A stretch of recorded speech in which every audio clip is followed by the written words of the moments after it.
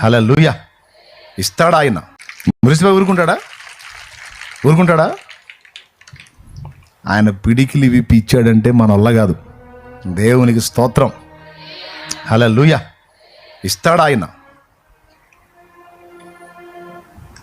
వేరే ఊరు నుంచి 10 మంది వచ్చారు కూటానికి, బయట నుంచి, సొంత రోళ్ళు కాకుండా. కూటం అయిపోయింది, లోకల్ వాళ్ళు వెళ్ళిపోయారు. ఆ బయట రోళ్ళు పాపం రెడీ అవుతున్నారు వెళ్ళటానికి. అమ్మా, వాళ్ళు వేరే ఊరు వెళ్ళాలి, దూరం, కొంచెం అన్నం ఉంటే పెట్టొచ్చు కదా అన్న.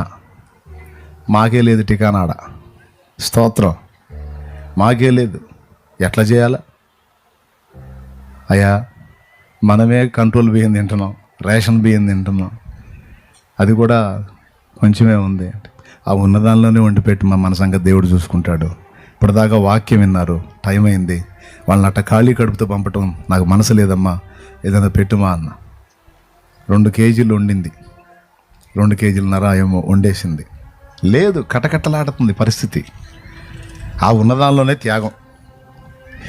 త్యాగాలయందేమా శుభ్రంగా అంత తిని తృప్తిగా వెళ్ళిపోయారండి. మా అమ్మ నవ్వుతూ వచ్చాయా, త్యాగాలేం బాగానే చేపిస్తావు, మరి మన సంగతి ఏందండి? మన సంగతి ప్రార్థన చేద్దాం, దేవుడే చూసుకుంటాడు. అంతేలే. నా దేవుడు అన్యాయస్తుడు కాదు.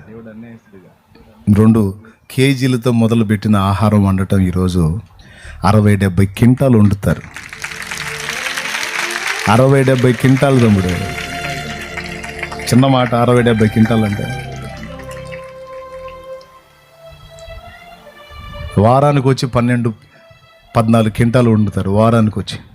ఇక నెలకు లెక్కేసుకో, 60-70 క్వింటాలకు పైన వండుతూనే ఉంటారు, పెడతానే ఉంటారు.